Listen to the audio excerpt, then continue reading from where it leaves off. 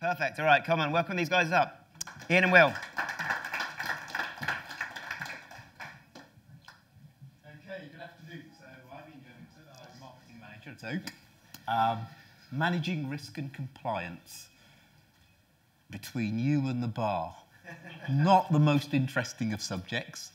However, it is incredibly important.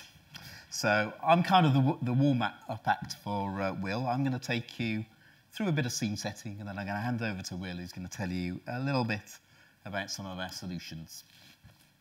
Right, so for those of you who don't know Oak, very quickly, we've been around for about 35 years. We're a software house. We're based in Poole, in Dorset. That's where we do our development. That's where our help desk is. That's where our operations are. And that's where I work as a marketing manager. So very much UK-based. We also have an office in Toronto. And out of the Toronto office, we manage the Americas. There are 3 parts to our portfolio. First of all, call recording. Secondly, call reporting and analytics. And thirdly, integration, and to an extent, automation. And across all of those 3 portfolio areas, we focus on managing risk and compliance. So, just to set the scene a little bit, over the last decade or so, we're all aware that every year we see a little bit more compliance. It becomes more onerous. It's either a new compliance standard or it's a new version of an old standard, but it's always a little bit more difficult to comply with. So that's the first thing that's affecting our daily lives. The second piece is that we now all work in an online world, and bad news travels really, really quickly. And that's important if you work for a company, as most of us do, where your reputation is a very important part of your business proposition. So it's not surprising that leadership teams are taking a lot more responsibility and paying a lot more attention to compliance. They have a formal, if you're in a public limited company, you have a formal responsibility to your customers, your employees, and to the shareholders to manage risk.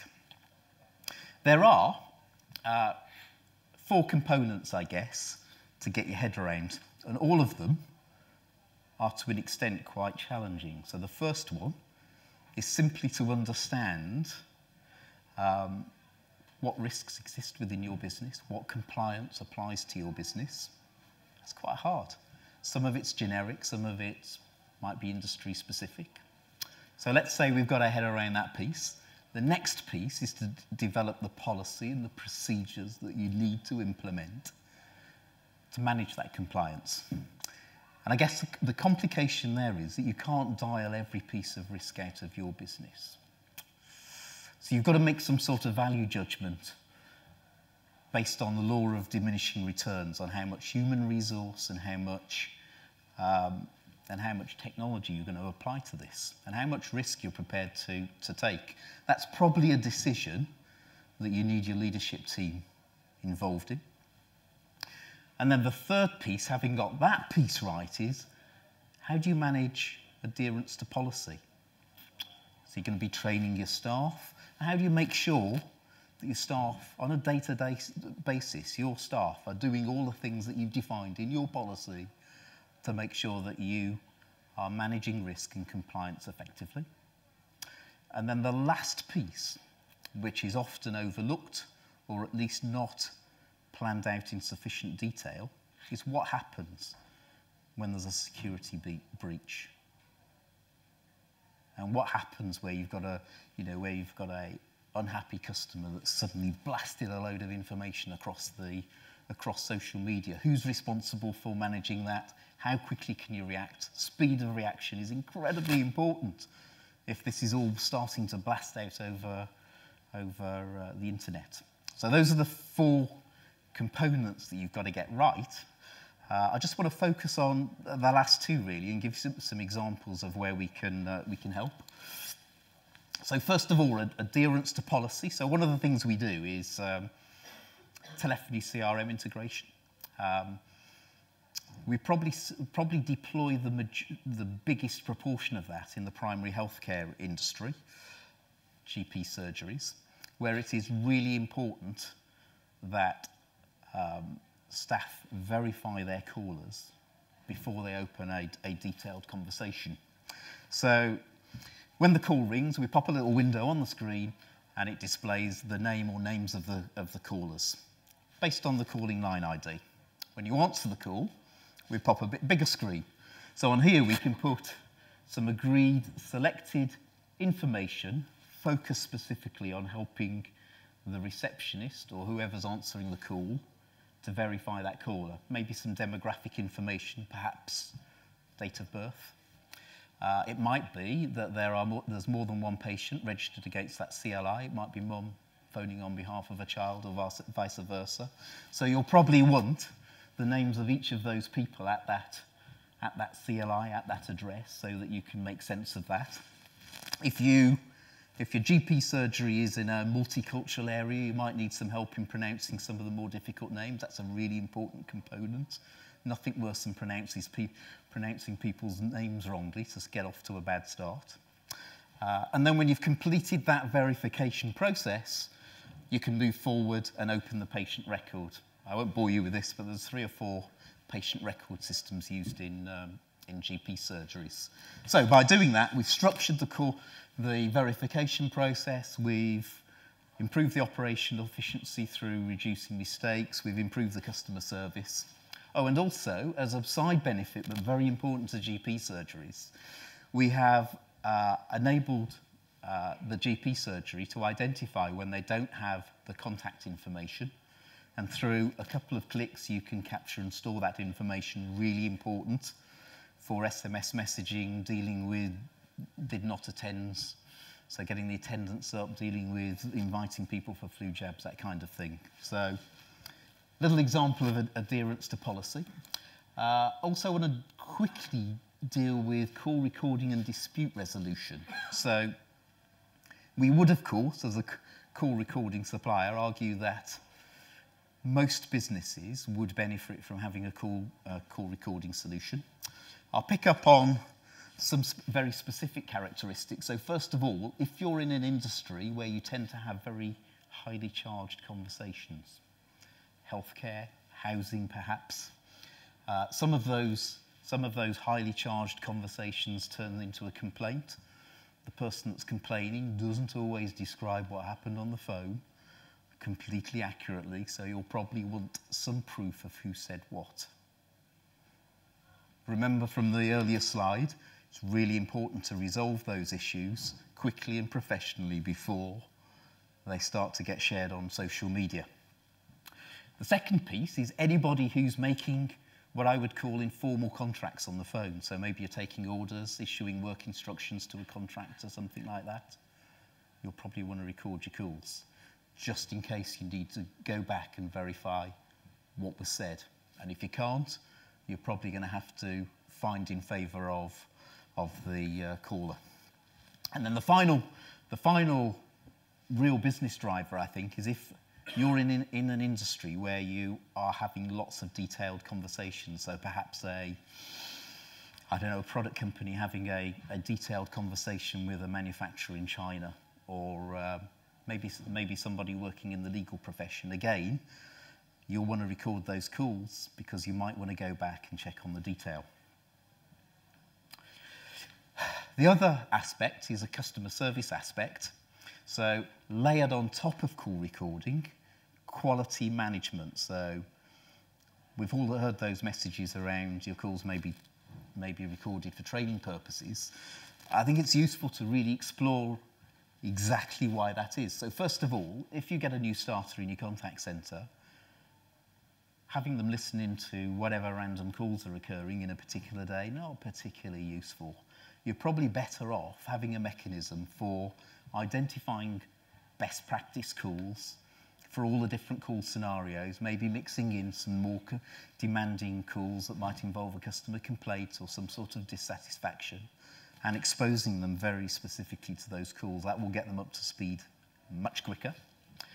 The second advantage is by being able to to agree criteria and evaluate calls, you can then start to develop call tactics. And by being able to evaluate them, you can identify best practice, you can share calls across a team, and so you start to foster a spirit of continuous improvement. And this is important because for a lot of businesses where the majority of business is now going online, it may be that you only get to speak to your customer 2 or 3 times a year on the phone. And if that's the case, then you better make sure that those 3 conversations are as good as they can possibly be. So, really important for capturing who said what, for sharing recordings with other individuals. We can do that on a time-limited basis. We don't have to email them around. That can be set up on the call recording server so that you can really control those recordings, and also quality management for training and for continuous improvement. So, we'll come on to a few specific pieces of compliance before I hand over to Will. The first one is the dreaded GDPR. So we all had a fill of that last year. I'm sure everybody in the room has some sort of understanding of it.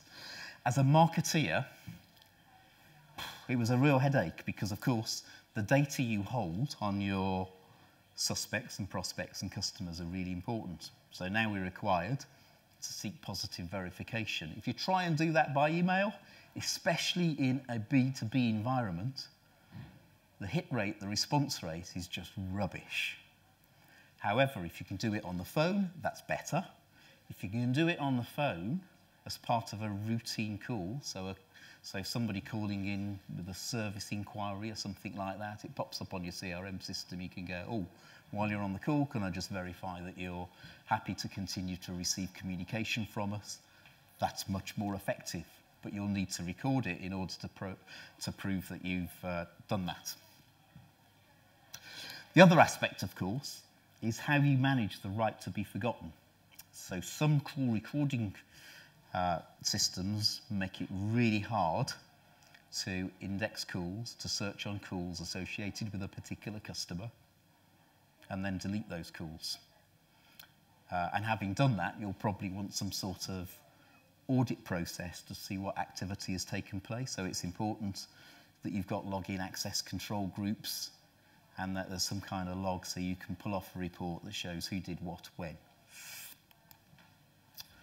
So the next one, which is, I just want to cover briefly, is financial services. So there was an update to Markets in Financial Instruments Directive last year.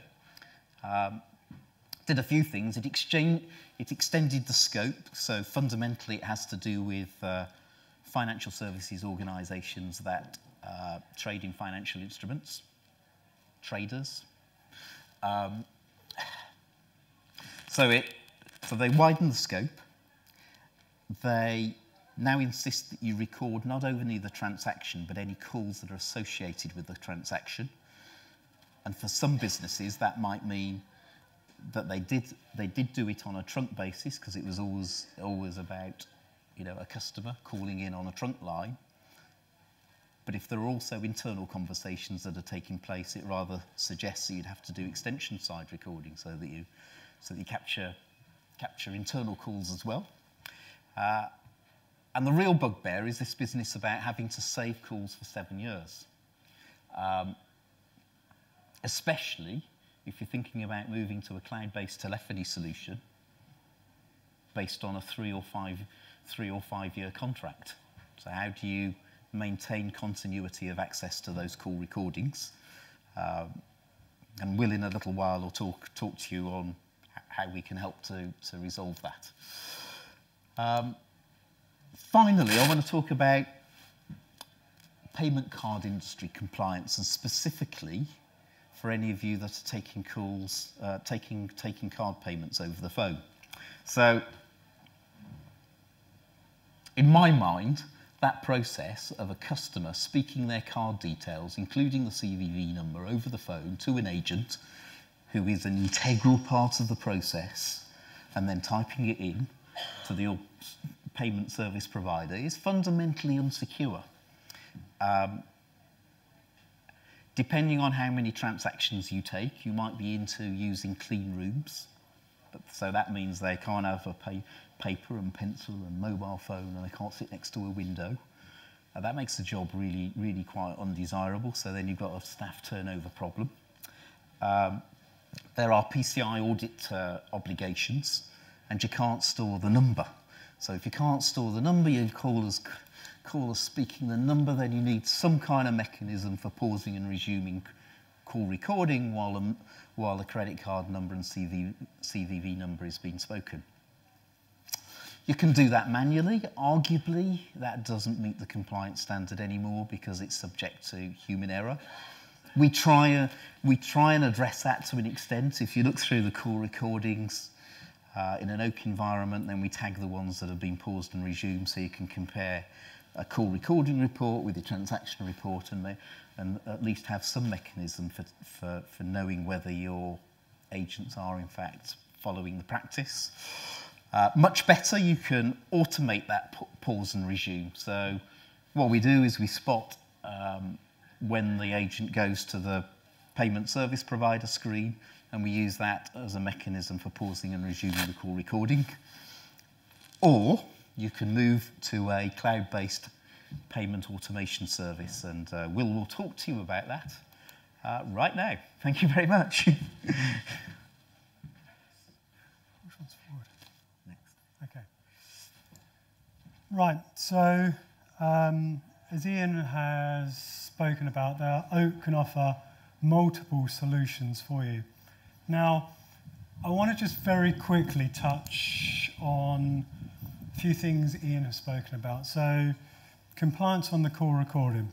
So, a lot of the call recording is really about capturing information and proving what was said over the phone, because the regulatory body that we are dealing with has said we need to prove what was said. Now, great example personally, I had a complaint once from someone, and it was one of these times where you can remember a call, strangely remember a call, thinking, well, I know exactly what was said. And I don't think the person who was talking to me on the phone kind of realised what I did for a living. So they told me that the call had been recorded. So my reaction to that was, brilliant, can you send me a copy of that call? Because I knew exactly what I said. And I never heard from them again. So, I either called their bluff or they did have call recording. They went back in and they established the facts. Because really that's the whole idea of the solution. The solution is there to establish the facts, to establish the correct information that's being given out over the phone, received over the phone with the various regulatory bodies that you may be dealing with in the various industries. And as Ian has also said, the application can also help you to improve the performance with quality measurement, improving our staff, bringing them up to certain levels and really maximising the performance of those individuals. So whatever type of industry that you may be in, where the regulatory body may say, well, you need to prove what was said over the phone, and you want to help and improve your customer experience. Now, with compliance, a big part of compliance is really how we can handle certain elements and certain types of calls. Now, Ian spoke about PCI, so credit card compliance. Well, how can I be compliant with a solution or a call recording solution, for example, or any type of solution where I'm taking car payments over the phone? So I've got an issue. My agent can hear those card details. I speak to a lot of organisations where people are busy. We're all busy. So I'm too busy to take the payment here and now. Tell you what I do, I'll get my pad out, scribble out the card details. When we're a bit quieter, I can then go into my payment system and handle that payment. Now, obviously, that's just not compliant at all. We've got bits of paper scribbling around with card details.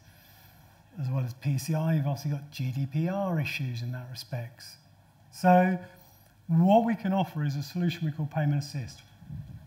Payment assist can work a couple of ways, but ultimately what payment assist does is takes away the ability for an agent to hear any card details. Now, that can be either over the phone or electronically.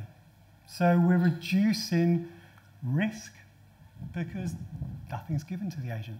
No card information is ever given to the agent. We can help with compliance in regards to GDPR scenarios because, again, no card details are stored on site. The software links directly into the payment gateway or payment gateways you may be utilizing, and the payments are taken instantly. Now, how does the end user do that? Well, there are a couple of ways they can do that. You can either type the card details in over the phone, or they can have an email or an SMS sent to them, and they can click on and then again just type their card details in over the phone. So no data stored locally. No information is given to the agent, so we don't have to worry about clean rooms or whether our call recording is manually or automatically paused because we're never storing that information. So whatever kind of regulatory body that you're in, compliance issues can be handled with call recording solutions, can be handled with payment automation solutions if you need to think about taking credit card payments or handle any card activity. So a couple of examples here. An organisation called SafeStar. So what SafeStar, the issue that SafeStar had was agents are hearing card details. Busy, we're writing down, scribbling down card information. We want to get away with that. And as Ian said, most organisations don't want to go down the clean room because a clean room is extremely anal. You have to have phones, pads, logged in. Items have to be disabled off PC, so there is no way for you to take the information down at all. Now, implemented payment assist. The end user simply types in the card details over the phone. No data stored on site. There's no information given verbally to the agents. There's no way for the agent to ever hear down the card details. So as far as PCI compliance is concerned, it ticks all the boxes. And in fact, it's level 1 compliant, which is the highest level of compliance you can get, which, as well as hitting the GDPR, PCI regs, it also means you get better transactional rates if you are taking payments over the phone. So thank you very much for your time for Ian and myself. And I think, is it time for drinks on the bar, nearly? Nearly. Oh, we're nearly there, nearly there. Brilliant. Thank you very much.